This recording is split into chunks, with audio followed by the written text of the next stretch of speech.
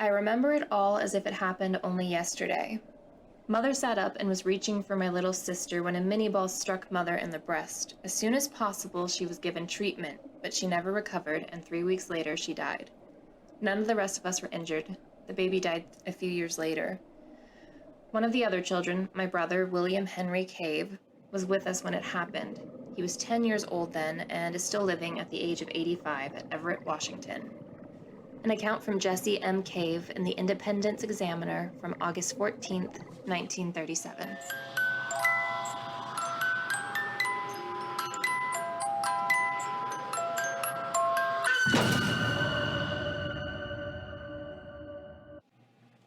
Emily just gave us an account from Jesse Cave's perspective of the Civil War battle that happened in his hometown of Lone Jack, Missouri, which is where we investigated, and that's what this episode is going to be about. And we went there just a couple weekends after the battle took place between August 15th and 16th. So we were there, 170 some years later, about the same time of year, and it was a very muggy day. It was awful, and the bugs were so loud. Yeah, it was insane. We not even sure if we got anything from our cemetery EVP session because the bugs are so loud. It's just literally, it sounds like we're full on in a jungle.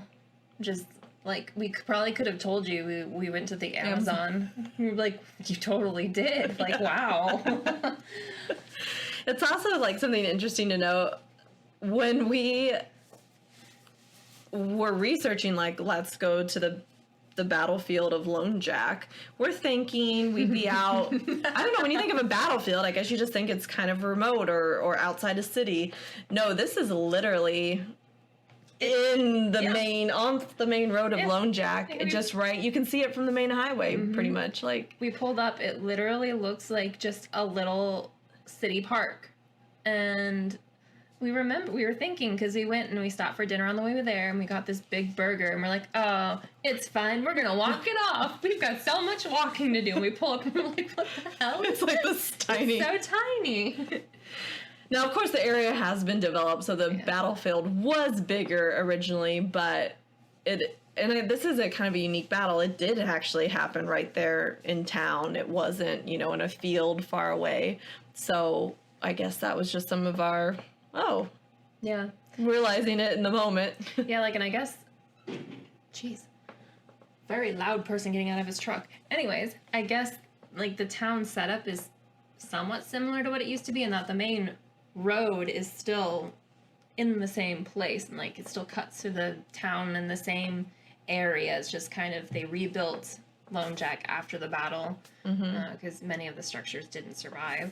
Yeah, there were wood structures at the time, which we'll get into later, but this is kind of a newer format for us. We did things, one of the good things about I think the way we've started our podcast is we've been able to explore kind of how we want to structure it and record things, and we've started doing a little bit more active investigating, and we have some separate recordings we took from a historian we spoke with at Lone Jack, and then some bits from our investigation, and then a few other things that you'll hear later.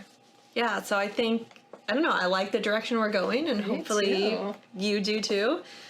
I feel like we've got a really exciting, I'm going to elementary school with a really cool show and tell thing. Just I'm so excited to show you what I got. I know, there's so many good parts to share, so yeah. First, we gotta start with the history, I guess.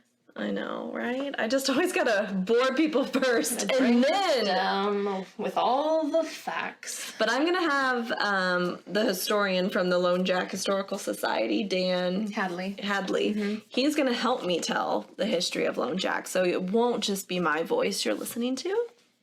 Or it is. It's Kayla. It is just really good at. She is so great at impersonations. Yeah. Guys. Oh my god. No. But before we jump into the specific Battle of Lone Jack, I want to kind of set up what led to the Battle of Lone Jack, especially because it wasn't a planned battle. It was kind of just an impromptu fight that happened. So I kind of want to lead up to the few days and years before that kind of set up this battle happening.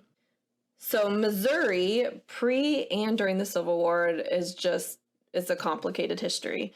Missouri was pretty evenly divided on pro and anti-slavery. Missouri was admitted to the Union as a state that allowed slavery as part of the Missouri Compromise of 1820, which also had Maine admitted as a free state in exchange for legislation which prohibited slavery in those remaining Louisiana Purchase lands north of the 3630 parallel, which is a circle of latitude north of the equator and used to divide the prospective slave and free states west of the Mississippi River, with the exception of Missouri, which is mostly north of this parallel. So Missouri is like this complicated puzzle piece that doesn't want to fit where it should. And that Missouri Compromise of 1820 both delayed the Civil War and sowed its seeds. By 1860, Missouri had 114,931 slaves, and the state's population at the time was a little over 1 million. It's like, that's a long number for me to read. That's like too complicated. I can't math so hard that I can't even read numbers. 1,182,012? Yeah. Is that how you would say that? I don't know. I'm not confident about saying a number over 10. Math class was a while ago, but... And I failed almost all of them.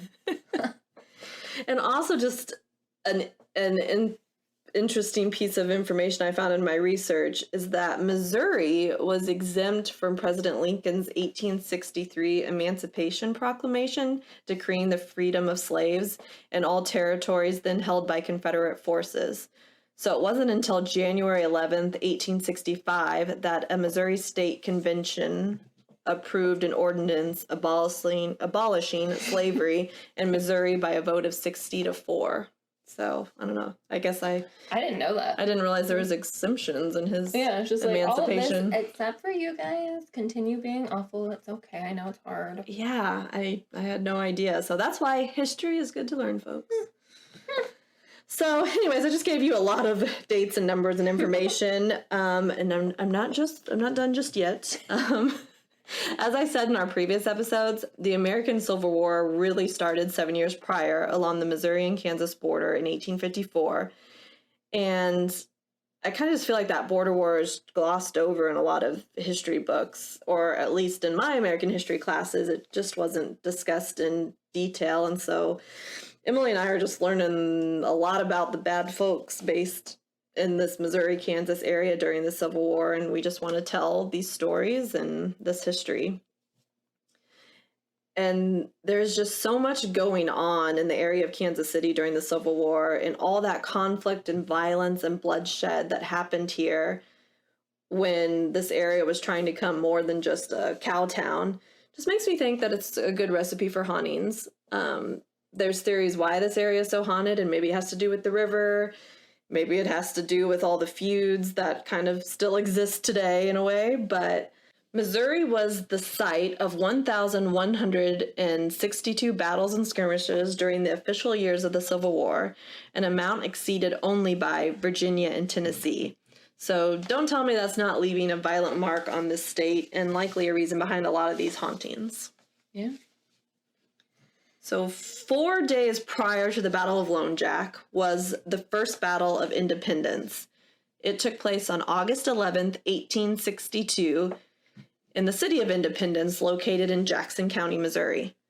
During the summer of 1862, strong recruiting efforts for the Confederacy and Missouri State Guard were consolidated in northwestern Missouri to replenish the depleted ranks for the Trans-Mississippi forces. The recruiters were most notably aided by William Quantrill and his guerrillas and bushwhackers, who later became known as Quantrill's Raiders and included the likes of Frank and Jesse James and Cole Younger. Up until the first Battle of Independence, the Confederacy had basically turned a blind eye to Quantrill, who was a very bad man, and though he fought in brutal guerrilla-style warfare because of all his victories, the Confederacy secured his loyalty by making him an official captain in the Confederate Army. The Confederacy needed a victory in this divided area of Missouri, and under the command of Confederate Colonel John T. Hughes and guerrilla leader William Quantrill, the Confederate forces of over 700 soldiers descended upon the Union forces occupying Independence, Missouri. The Union forces were mostly taken by surprise in the pre-dawn attack, resulting in 4 killed, 18 wounded, and 312 missing or captured Union soldiers. Though this battle resulted in a Confederate victory, it was costly. They lost 10 experienced officers, including Colonel Hughes, and wounding Colonel Hayes and Thompson. The Confederates also failed to take Kansas City and Westport, leaving the Union to maintain a slight advantage in Jackson County. So the Confederates turned their attention to Lone Jack, Missouri, also in Jackson County. So that is kind of summarizing the events leading up to the Battle of Lone Jack. And so now I'm going to switch over to Dan telling the history. Well, why was there even a battle in Lone Jack? Well, because that summer of 1862, there were predominantly Missourian, but there were a few Arkansans thrown in because they had come up from Arkansas. They got chased out of the state by Union troops. A lot of Southern sympathizing forces did, and kind of hunkered down in northern Arkansas. When 62 came around and summer came around, these Missouri troops in exile, essentially, wanted to come back up into their stomping grounds and recruit and try to get men to join the ranks and build the army back up. So, and Lone Jack was a predominantly Southern sympathizing community. The Caves and the Snows and the Falconberry, so many of them came from North Carolina, Tennessee, Kentucky, and so on and so forth. So this was friendly territory for Confederate troops who wanted to set up a recruiting camp, and that's what they did. They and it wasn't one big army that marched up. There were individual commands of several hundred. Maybe around 150, upwards of 500, and each of them going by the name of their commander. And they were all mounted. They come up from Arkansas mounted, so they're cavalry. So you had Colonel Sidney Jackman's cavalry, Colonel Upton Hayes' cavalry, Colonel John Trousdale Coffey's cavalry, and you couldn't swing a dead cow without hitting a colonel. So they're all just colonels, and they were all coming up together. They were independent, autonomous commands, but they were working in concert with one another in case a threat arose, and that's precisely what ended up happening here at Lone Jack. So here they are. It wasn't a planned battle, but it exactly. Yeah. But they knew they were up in this territory. There was a chance it could happen, and indeed it did. So, but they're trying to stay off the radar of Union forces that control the population centers, like Kansas City or Independence or Lexington.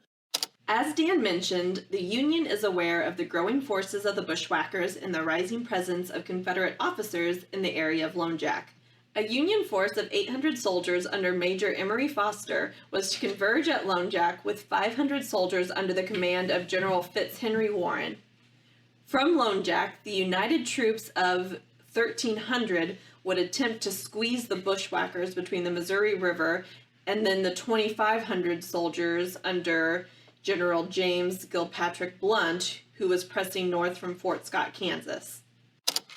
They all end up going to Lexington, where he was formally placed in charge of this column of cavalry, and it was just shy of around 900 strong. And they attached to that column two mounted cannons. They call it field artillery or light artillery, is a cannon that could be pulled by horses, but it wasn't really that light. The cannon and the carriage weighed about the same as your or my car, so it was pretty heavy. But anyway, then they left out of Lexington, Missouri at dawn on August 15th. Took them the better part of the day and the evening to get down here. It's about 35 odd miles as the crow flies. But imagine that column. They came right down this road. It's called Bynum Road now. It was just called the main road then. Came rumbling down. Imagine a column of almost 1,000 horsemen coming past after dark, on August 15th. And he was ready. Foster, even though he was only 21 years old, soon to be 22, even at that tender age, he had already developed a reputation as a very aggressive and capable leader. And that's why he was placed in charge of all the troops here. So, but he didn't waste any time. He was able to gather some intelligence that there were some Confederates camped south of town. And those were the troops of Colonel John Charles Tracy and Colonel Coffee. And indeed, they were camped south of town, but in the dark. But when you have a fight at nighttime, it can be very dangerous because you can actually have friendly fire, a lot of confusion. But in spite of that, Foster had the 2 cannon brought to the front, unlimbered, and went forward. He deployed skirmishers and had a little night skirmish about a mile south of town with some Confederates there. Fired the cannon, boom, they scattered into the darkness, okay? But the other Confederates who were camped elsewhere, the majority to the northwest, if you're about 2 miles off of where a road called Carrico Road now runs, they heard those cannon booming, okay, late at night, around midnight or thereabouts, and they immediately knew, okay, we have a situation on our hands. So, and all the commanders, all those colonels got together and had a late night council of war meeting. Okay, what are we going to do? They'd already sent some spies out to try to gather some intelligence, even though it was dark, find out how many Union soldiers there were. Enough of them to have a 2 cannon, so it was a substantial force. But they unanimously voted to stay and fight instead of slipping away under cover of darkness. So the plan they cooked up was, we'll take all of our troops, and they'd been recruiting. They had hundreds of new young and not so young men who joined up, okay? And a lot of them look like those 3 guys over there on the right side of that banner there. We have a photograph of them in the museum as well. Those are local Lone Jack boys who joined up to fight in the battle just days before the battle. They fought in Hayes's cavalry. So the Confederates' snapshot of what they look like, they just, with the exception of maybe some officers that had a uniform of some sort, but not a lot of spit and polish military stuff going on. A lot of the soldiers just wearing whatever clothing they had. They brought their own horses, brought their own weapons. When they joined up, they weren't issued anything. They had nothing to issue them. So the Confederates had old military muskets. They had hunting rifles, double-barrel shotguns, pistols. So a real hodgepodge of weaponry going up against these Union troops who were better trained, better equipped, better armed. And that's kind of set the stage for the battle that erupted. So they crept across that field over there in the pre-dawn hours. Some Confederates give the account that they crept close enough to the road. There was a stake and rail fence that ran parallel to the road, about 80 feet from the road. They got as close to that fence and they could hear the Union soldiers on this side of the road as they got up and began to prepare for the morning, doing all their stuff. But they launched the attack around 5:30 in the morning, and what ensued was a pretty chaotic, swirling kind of, I'd say urban warfare, but it's a very rural community, but house to house, kind of building to building kind of fighting that went on for about 5 hours or so. Wow. The Confederates, even though they had more untested troops, they had a slight numerical advantage. We don't have very firm numbers on the Confederate forces, but they had maybe over a couple of thousand troops total, but hundreds of them that had joined up weren't even armed. So they were left behind. The ammunition wagon, I think they only had one ammunition wagon, was behind the lines about a mile to the west, okay? And the unarmed troops were waiting there in reserve. But the Confederate troops advanced. So the battle went on for like 5 hours. But they were able to exploit their slight numerical advantage because they had around 1,500 or so armed combatants there, going up against around just under 1,000 Union soldiers. So as the fighting grinded on this blistering hot August day, they were able to extend their line and cross the road and do impromptu flanking movements, trying to envelop and actually attack the Union line from the rear, okay? And they did. They were doing that. Colonel or Major Foster was wounded during the fighting. Captain Bronner took over for him, and they were just slowly being overwhelmed, okay, by the Confederates. So he made the prudent decision to fall back and retreat, do what's called an orderly retreat. They didn't turn and run. They just moved back, just evacuated the scene of the fighting, left the Confederates in control of the field. So that technically, how scorekeeping goes in warfare, that makes it the winner of the Battle of Lone Jack, okay? But they weren't, jumping up and clicking their heels either. They were licking their wounds, and they had a lot of casualties as well.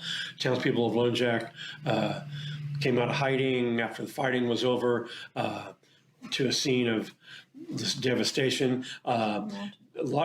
Almost every building here was a wood frame structure. This was a newly annexed part of town, so they didn't have any large brick or stone structures. But many of them had been set fire during the battle to dislodge sharpshooters. So you had the smoking ruins of the Cave Hotel across the road, stables, outbuildings, whatnot, and the whole community here littered with dead and dying corpses of horses and men. So the townspeople of Lone Jack all just kind of pitched in and did what they could to care for the wounded and gather up the dead. Okay, yeah. And so you probably, if you read a little bit, you probably know that the majority of the dead from the battle are buried in the cemetery, and it became a cemetery. Because of that, there was no cemetery here at the time of the battle. There was no fence. That was just the edge of a cornfield. And they put the fence up around 1900 or so. But in the days following the battle, they did the most expeditious thing they could do to inter the bodies. They're all lying in hot August sun. They're starting to decompose and all that. So yeah.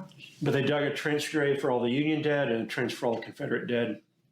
Loaded it up, filled it in, and they're there to this day. So that's pretty unique, because on a lot of Civil War battlefields, the dead are disinterred, or the bodies are removed into another more formal cemetery. But here they still lie or still rest where they were buried. So that is the Battle of Lone Jack and what happened. But what of the paranormal consequences? So the Lone Jack Civil War Battlefield Museum and Soldier Cemetery is the only Civil War museum in Jackson County, Missouri, and one of the few battlefields where the soldiers who perished during the battle are still buried on the battlefield, and it has not been designated as a national cemetery. According to the Lone Jack Historical Society website, it was left to the Lone Jack residents to bury the dead, take in the wounded, and clean up the mess left by the battle. It is not known exactly who is buried on the battlefield. All the Union soldiers who died in the battle are presumed to be buried in the trenches, since the local citizens had no way of knowing who they were. The soldiers were buried in 2 long trenches, 8 feet in length, and buried in layers. Recently, a 3rd trench was discovered near the 2 long trenches where 18 men who died in the days after the battle are buried. It took nearly 3 days to dig the trenches and bury the dead. The residents were also left to dispose of almost 115 dead horses. It being August, the temperature was over 100 degrees, and the stench was so nauseating that they had to cover their noses with wet wool to be able to get near the battlefield. Their horses refused to come near the town square, and oxen had to be procured from neighboring farms to take care of the cleanup. So I would think that unmarked and disregarded graves are just a recipe for hauntings. Yeah. And without proper closure, that might very well explain. Right. And it took a long time for them to get any monument up on both of the trenches, which is like a horrible way. Like, only a couple of them, when we went to the cemetery, actually had the names of this specific person buried there. And that was because their family knew they died there and wanted to pay for a marker. Yeah, so it's interesting how long, and technically still to this day, some of the people in there have gone unrecognized. So it is interesting to think about and what, like, ramifications that might have, if any. Yeah. But, yeah, it's kind of a weird... We had a picnic between the 2 trenches. No food involved. We just sat on a blanket on top of mass graves, which seems a little weird. But we did it. We were trying to just reach out, and if they had something to say to us. Yeah. But it was strange, but... Unfortunately, I think the bug noises were too loud for us to be able to hear anyone that might have been reaching out. Yeah, they might have been trying, and we just heard nothing but cicadas. So that was our experience with that. Yeah. But I guess is it my turn now?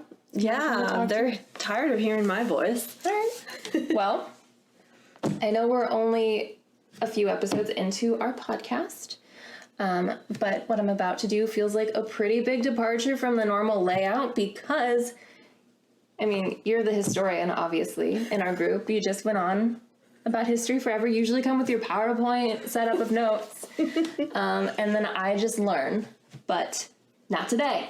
You're taking over the professor title today? I have some history today.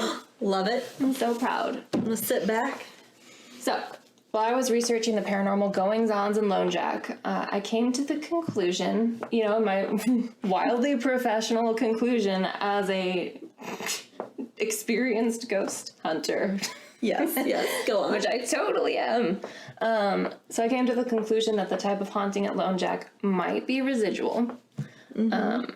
A lot of my speculating kind of goes back to an investigation conducted by a Kansas City paranormal group called Paranormal Activity Investigators, and I actually know one of the investigators in this group, Jennifer. She helped us kind of find a little bit of information and get kind of started on this investigation. She pointed us in Dan's direction, and anyways, they had a really good write-up on their investigation in Lone Jack, which included a very interesting EVP that I'll play later. But I will say that it kind of lends to my belief that maybe if there's something happening there, it's residual. So what is a residual haunting? Kayla, do you know? I don't know. Give me I could probably ramble and make up something, but let's not waste our listeners' time with my ramblings. No, the pop quiz. Oh, well, I can try again. No. All right. So basically, a residual haunting is where a ghost or ghosts are caught in sort of playing a scene on loop. It isn't what some would call like an intelligent haunting, where it can interact directly with the living or with their surroundings as they are in present day. So a lot of stories about ghosts and residual haunting will follow like the old blueprint of a house. Like even if it's changed, they'll walk paths that existed when they were there, which would be interesting for, say, like the Cave Hotel. True, because it's not the original building. So that's kind of a very quick summary of that. Like you couldn't talk to a ghost that's in a residual type haunting and get direct answers because they might not even know you're there or hear you. They might not even know they're dead, for example. So that's kind of a very base summary. Could residual hauntings kind of be just an imprint of a moment? Or am I getting ahead of you? You're getting ahead. I'm sorry. Okay, I'll shut up now. I'll shut up. So the idea of residual hauntings first got attention in the 19th century, but not really as a paranormal theory. Mathematician and quote-unquote thinker, Charles Babbage, which like... Can I be a quote-unquote thinker? I think I'm a thinker, right? Do you just have to think to be a thinker? Because I'm adding that to my resume. Thinker. In quotes, though. Yeah, thinker. So Charles Babbage first thought up the concept that would later become what is known as place memory. So Babbage speculated that every word ever spoken by humanity remains suspended in the air years and years after they've become inaudible to human ears. Or most humans, that is. He did believe that some humans had the ability to tap into these leftover memories of speech and replay them, unlocking these bits of the past that have been stored in some sort of invisible, non-digital cloud type thing, for lack of a better comparison. So interesting. I kind of like that theory. I don't know if I believe it, but that's actually, I don't know, that's a really cool thought. Yeah, like it's not even necessarily paranormal, it's just a different understanding of how things work. Yeah. And I mean... I don't know.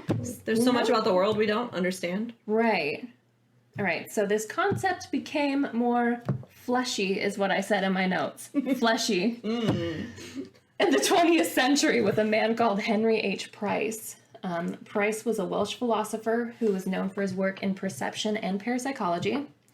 He furthered the notion of place memory by speculating that a psychic ether existed alongside our visible reality and served as a place where all human memory was stored forever. These memories could attach themselves to a certain place or object and at times be replayed. Now, don't know if you remember, but when we were out to dinner, I mentioned to you about, I think it was called psychometry, or psychometry. I'm probably saying it wrong because I didn't put it in my notes, so oops. But basically, that's the idea. Like, if you can touch something, if there's like a memory stored in that object, sometimes you can experience it. So I was like, hey, when we're at Lone Jack, touch some that's stuff. right. Yeah, we were like, let's touch things. Just to see if there's anything there. Nothing happened to my knowledge, but, you know, there wasn't that much to touch. No. Just some. But that kind of plays into this place memory idea that memories can be stored in something, and that's not strictly speaking paranormal. It's just potentially a phenomena that we don't fully understand. So the last person I want to talk about was an archaeologist and parapsychologist. And his name's it's Thomas Charles Lethbridge. Very long name. So we're just going to call him Lethbridge from now on. Lethbridge published a book called Ghost and Ghoul in 1961, in which he shared a collection of stories from his explorations around the world. During his time as an archaeologist, Lethbridge came to believe that there was much to the earth that was left to be discovered, and that memory could be stored in fields of energy. So all of these ideas kind of compound on one another, and it's a lot of speculation. Like, from what I've read, there hasn't been a solid research into it, but enough people have experienced things that make them think something like this is possible, and it's interesting to think about. Yeah, I think it's worth discussing. Yeah. So I was curious about his book, because it sounds really cool. Like, it's an archaeologist who has ghost stories that he's collected from digs and all the places he's been. Like, it sounds really fun. But the book is very much out of print now because it costs about $800 to buy it. And that's a little bit out of my price range. So if you all want to donate to our Patreon page so that we can buy this $800 book. And we can do like a live reading, and we can read pages or chapters to you so everybody can enjoy the $800 ghost book. That's true, we could digitally upload it. Yeah, is that pirating? No. How old's the book? Is it in the public space yet? I don't know when that happens. 100 years. I can't do math. I don't think so. Oh, you said he was 1960. Oh, we got a ways to go. All right. And that number Just kidding. I'm not going to pirate a book. When that time comes, if we're still alive, or, you know, if we're not, do a seance, and we will read you the book that we will somehow have at that time. In the afterlife. Yes. We'll have a paranormal book club. No, that's not even paranormal. It's just, I don't know. It's too hard for my brain to think about. Yeah. But, yeah, I don't know. I feel like they need to make a movie about Charles Lethbridge, because I would totally watch it. It's like The Mummy, but with just ghosts. Yeah, I don't know where he went, but I want sounds like he's a fascinating guy. Yeah, he does. Like, he sounds really cool. Yeah. Speaking of movies, I love movies.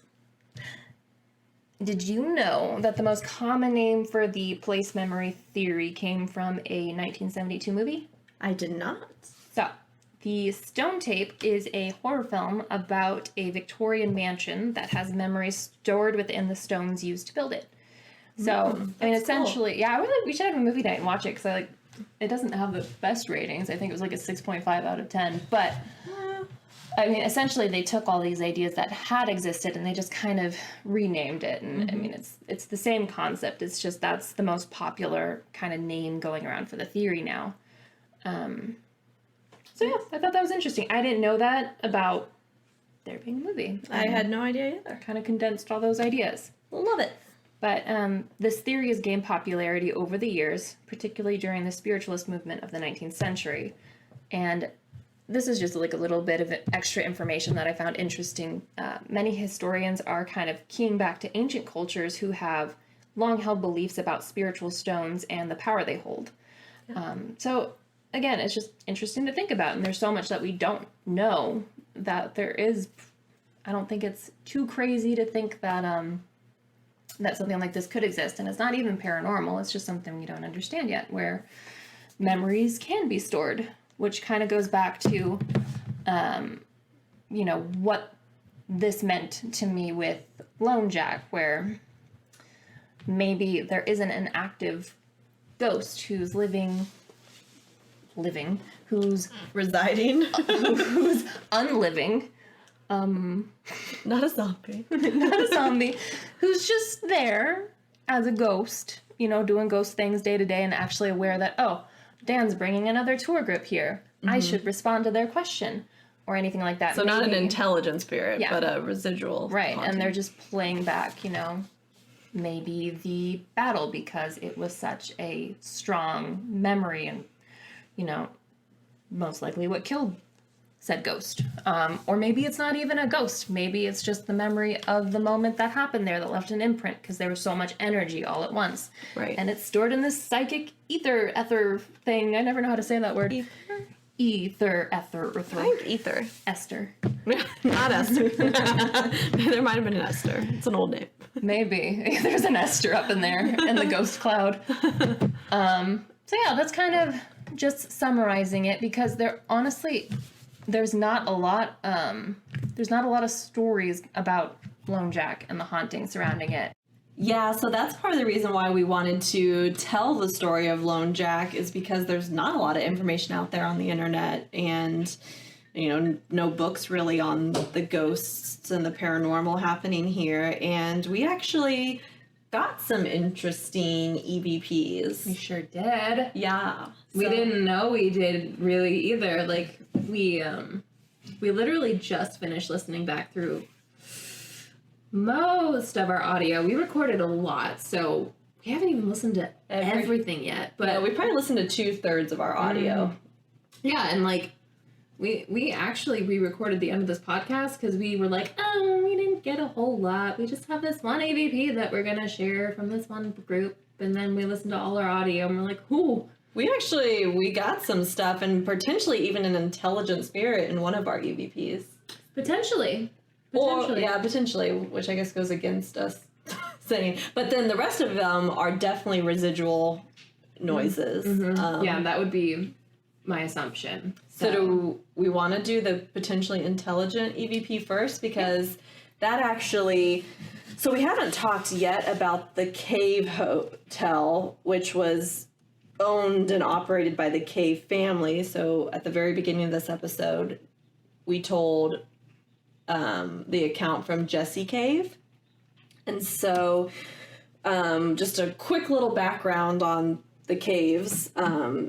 So the Cave Hotel was right in the middle of the battlefield. The hotel was owned by Bartlett Cave and his wife Lucinda, and then they had 3 children, son William, another son Jesse, and their daughter Phineas and Ferb. Well, I think Dan said I think it's Finola. Finola, but there's an R on the end. Like, what do you call that? Is it Finn? Oh yeah, what would you say for a nickname? Is it Finarella? Finarella? It's okay, I'll just spell it for you guys and you correct me. It's Pheneller. Can I look at it? Yeah. Fenneller. But I wonder if that R is kind of... Do you say it? Feneller. It sounds... I have no idea. Feneller. I like it. Feneller. Feneller. I want to see what Google says. Pause. No. Let's just keep... Live Googling. Feneller. How do you say... Oh, it's Sorry, what? A-R. Oh, my lord. I cannot type. I can never type when someone's watching me. Pronunciation. That's not the problem right now. Vanilla? It's apparently a name that Phenylephrine. That Google doesn't know.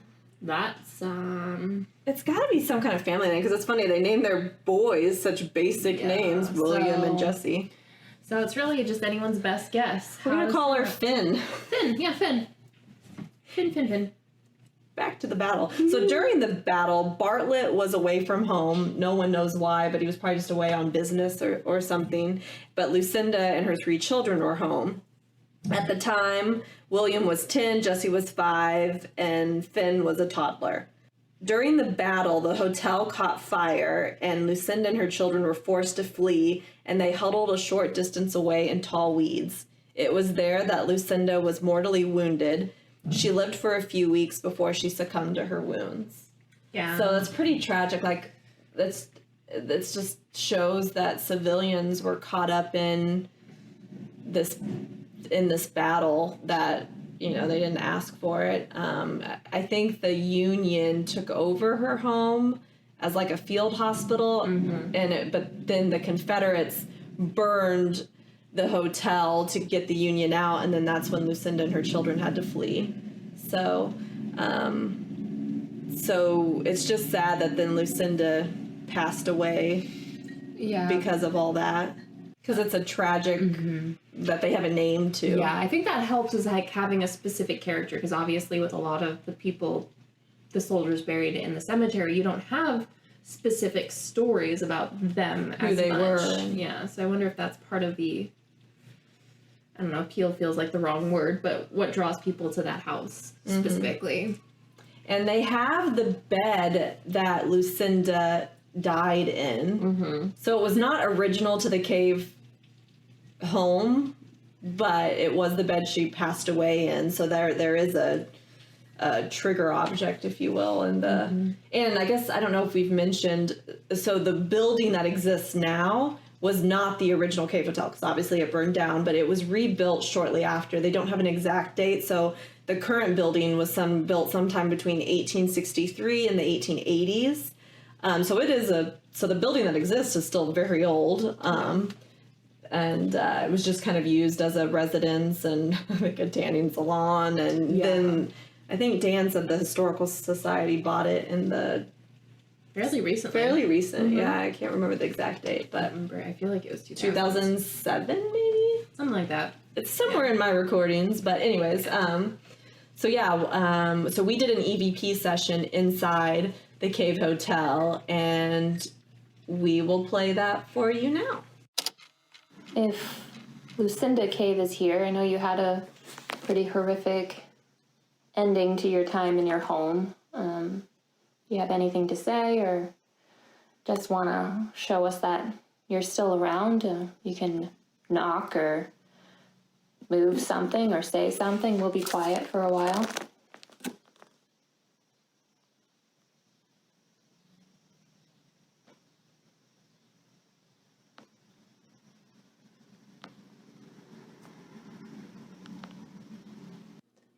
Okay, so we're going to play that one more time, and this clip will just kind of focus in on the sound, and then we'll kind of talk about what we think after we play it one more time.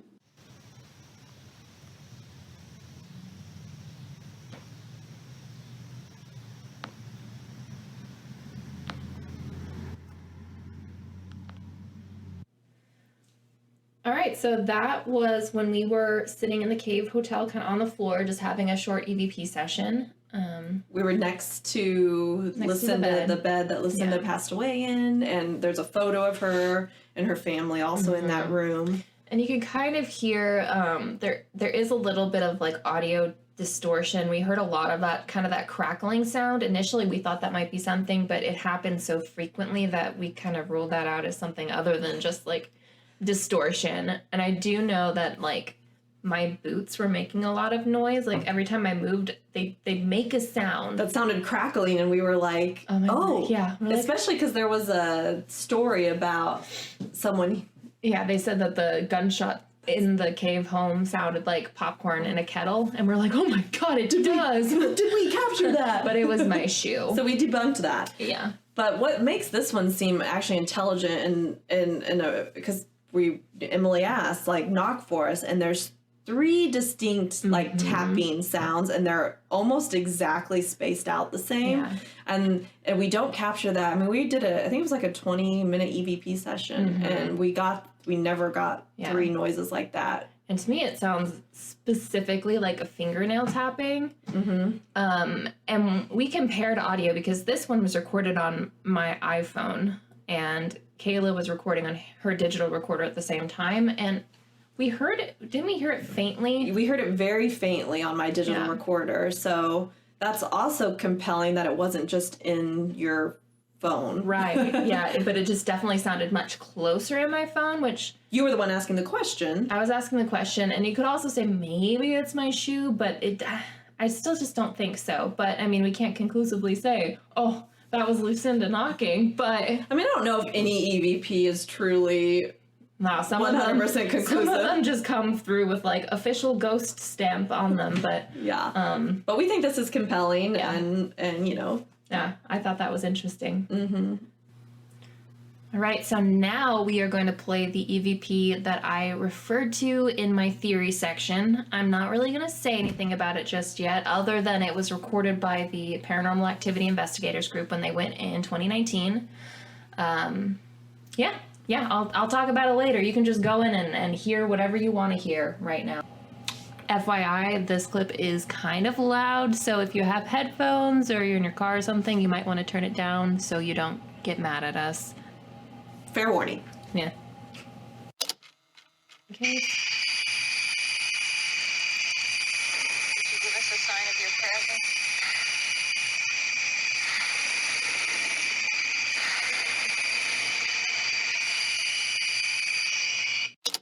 We think that sounds like cannon or artillery sounds. When we first got to the cemetery and Dan was just kind of showing us around, we heard fireworks going off. Fireworks are And then we were like bummed because we thought, oh man, I bet that's what that noise is they just picked up someone in the neighborhood doing fireworks. But then when we listened to it again, we're like, that is not fireworks sound. Right. Yeah, and I mean, this EVP in particular is kind of what made me make my initial, I don't want to say conclusion because I didn't make a conclusion, but my initial just thought that if there is a haunting at Lone Jack, it might be residual. But I think the most interesting thing about this EVP for us is we actually played it for Dan while we were talking with him, and because Kayla records everything, she recorded that interaction. I had no idea she was recording it. So we're going to play that for you now because it was a very interesting moment. Right, and I mean, Dan has been to Civil War enactments, and he might say that in this clip, actually. I might be getting ahead of myself. But, he's got some experience hearing cannon noises and such. Right. Yeah, which is better than me. Like, I watched Patriot once. Does that count? Or Pirates of the Caribbean? Like, I've heard cannons. Oh, and as a quick FYI, we replayed the audio within this clip with Dan, so you will get to listen to it again here shortly. Because if I heard that, if I was sitting here and heard it right now, I would immediately, wow, that doesn't sound like a car backfiring. No. But see, that's the thing, they didn't hear it at the time. Which is, so I don't know, we're going to go over there and maybe... Was it in the evening? They were here from 7 to 10:30, so... Okay, that's like, when a dump truck is dumping, and sometimes the door, bam, it makes it loud, kind of noise. But at that time of the evening, they wouldn't be doing that. And it happened all within like a 10-second span. Right. Yeah, I think it was like a 4-second. Okay. How long that clip was. Yeah, because I was like, it sounds... Yeah, you can play it again. Yeah, it's very legit. It sounds just like... Give us a sign of your presence.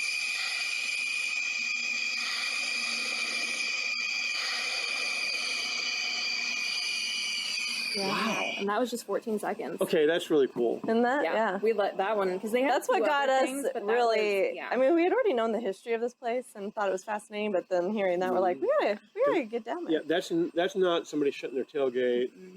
Or that's not somebody's garage door doing something weird. That's wow. That's really fascinating. Because we listened back to that when we were sitting in the house because we wanted to see if it kind of sounded like fireworks, maybe, sounded or like what we'd heard earlier. We're like, that doesn't sound the same at all. That didn't even sound like fireworks. No. Like a Roman candle thing. That had a really unique sound. Like that boom. Yeah. That was. Wow.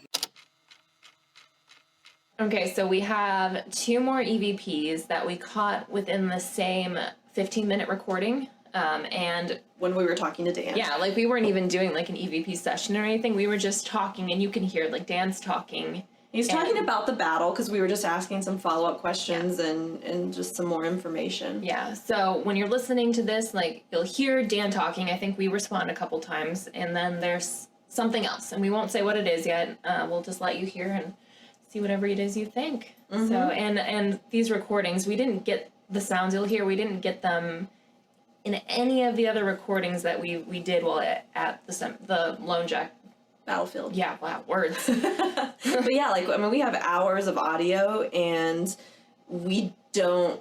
If we were consistently hearing these similar noises, then I would just write it off as, it sounds from the town. But these 2 separate noises happen within 2 minutes of each other, and it's the only time we capture anything like that. Yep. So I will now let you guys make an assumption about it. Yep. telling you about would have had a minimum of 4, ideally 6 horses to pull each cannon in the carriage, and it had a limber attached to it with an ammunition chest. So, and they had extra horses. I was reading about that. Have a full complement to take the field for field artillery. Okay, so what we think we heard starts immediately after the kind of, you hear 3 beeps like a car backing up, and then the sound starts. But we have a shorter version of this clip, and we'll play that next. You can hear it one more time, and then we'll talk about it. Yep. I was reading about that. Have a full complement to take the Okay, one more time. One more time. complement.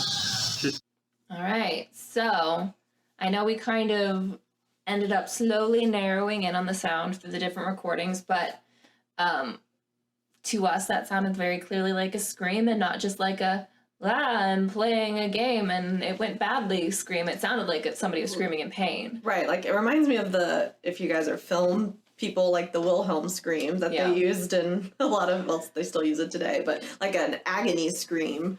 Yeah, and it is important to note, like we've mentioned several times, that we're in the middle of town, so potentially it could be a person screaming, but I feel like there's a problem regardless if they had that scream going on, just because, like, was that car backing up into them? I don't know, maybe, but... And I'd like to think, I mean, we didn't hear this at the time, so I'd like to think if I had, I would have paused and been like, is that person okay? Right, because there were 3 of us there, and we were right next to a pretty busy gas station, so we heard people coming and going, but I only heard, like, car sounds, like doors closing and stuff. I don't really think we didn't hear talking, really. Yeah, and that longer scream near the end that we kind of focused on was the strongest part of that recording, but I, shortly before that, feel like there's a shorter scream that you can hear. It's just harder to pull that one out. But we do have one more recording from this same whole clip conversation, and we'll play that one now. Yes. Now, the very next day, on the 17th, I didn't tell you this, but you probably read it.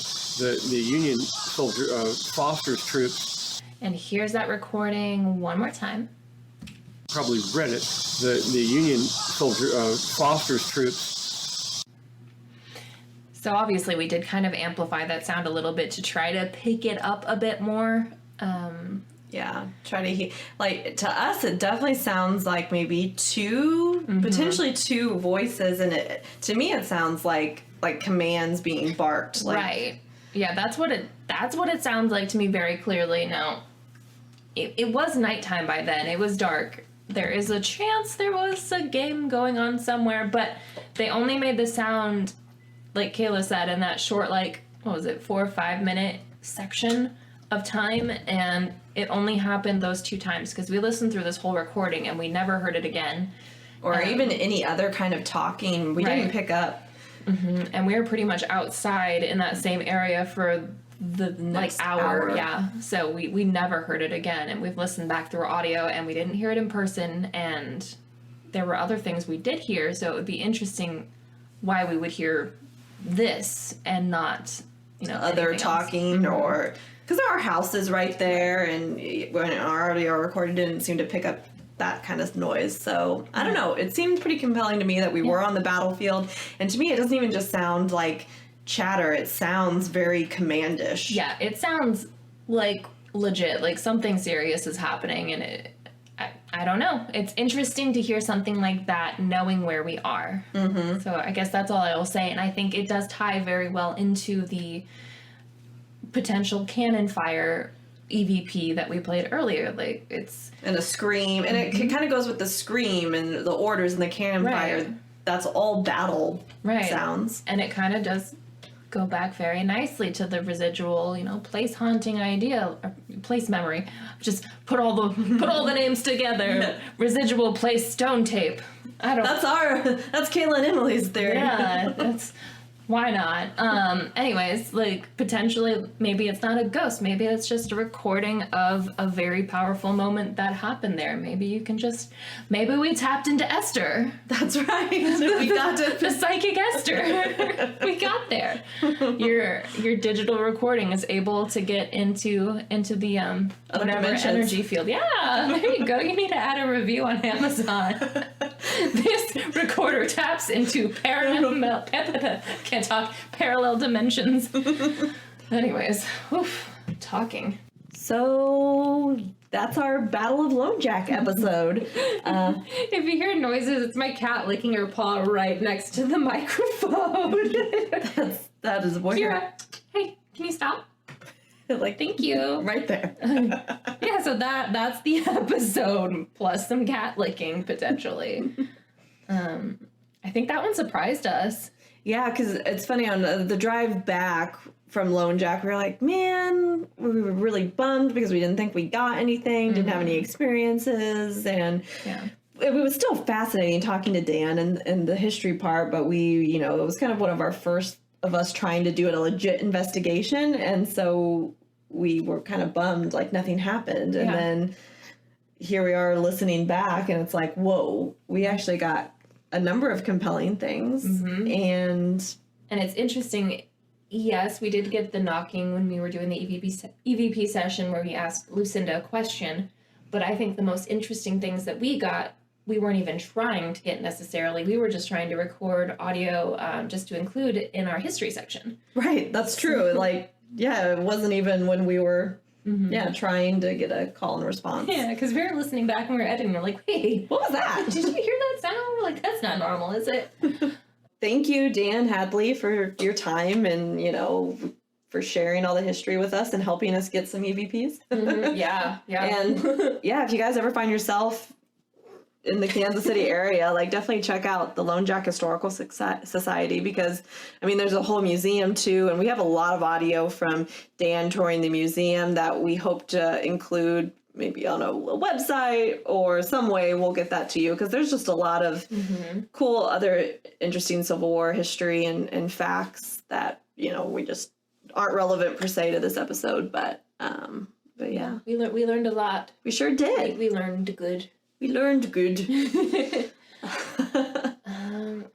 Is there anything else you wanted to bring up before we wrap this up? I know. Oh, I do. Yes, there is. I do want to call out. So in our previous episode, I have to correct myself on my gin fun fact, because I said that gin was founded in England, and that's not what I meant to say.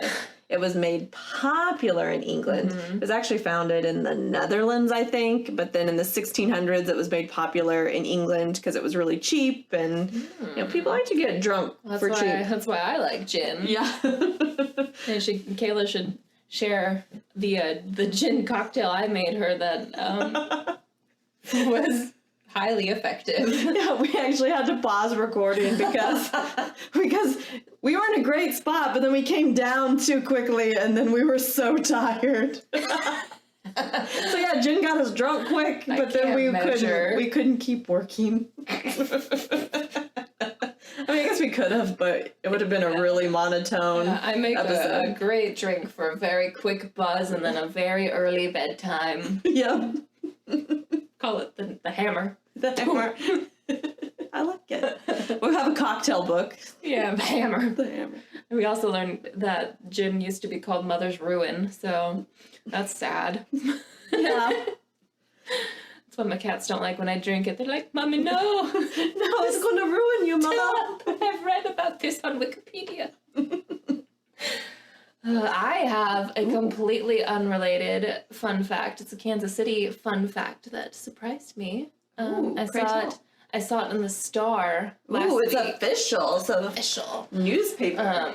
There has been an uptick of UFO sightings in the Kansas City area. Really? And they're like, I think they're like 3 or 4. But what's interesting is they're all the same, basically, disc-shaped UFO, shocker, but it had like a bunch of rectangular windows on the front, and like they all say that they saw like illumination coming from inside of it, and they're all kind of in the same like Smithville area, Smithville Lake, which is a pretty rural, I hate that word. I know. Rural area, which isn't terribly far. Yeah, no, it's in the Kansas City metro, right? Wow. Yeah, that's interesting. I guess Kansas City actually does have a significant amount of UFO sightings. So I don't know if it's just because there's just an awful lot of sky and not a lot of light pollution. So maybe we're just always looking up and being like, what is that? the hell is that? I almost swore too powerfully. I had to stop myself. This isn't a kid's show, but I don't know if we want to do that. The UFO just brings it out in you. Aliens. Yeah, I don't know. Aliens.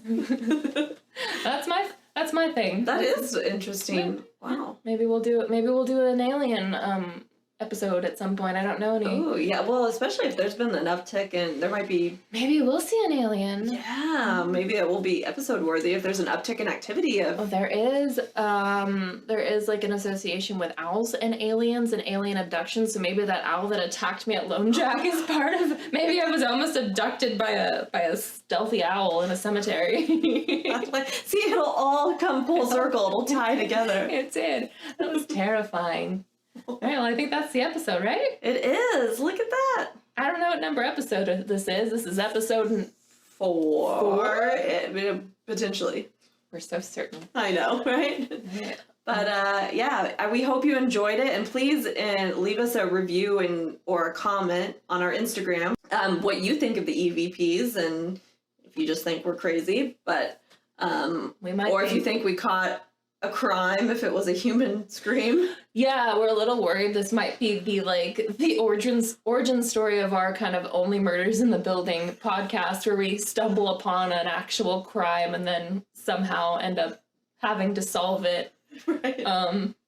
If that's the case, I'm not that smart, and I don't really think that should happen, frankly. Yeah, I would be a terrible FBI detective of any kind because I'm not good at... I listen to a lot of true crime, but passively, I think I would fail in an actual real life situation. So just don't call us for your murders. Who do you call? Not us. Not us. Not to solve your murders. No. We just accidentally find things. But yeah, anyways, leave us a review either on, Spotify, Instagram, Apple Podcast, all the places. Wherever we are, wherever you find us, talk about us. Yeah, let us know what you think. Mm-hmm. And we'll be back in 2 weeks with the next episode. Yeah. Toodaloo. Bye. Almost swore again, Jesus. I didn't know.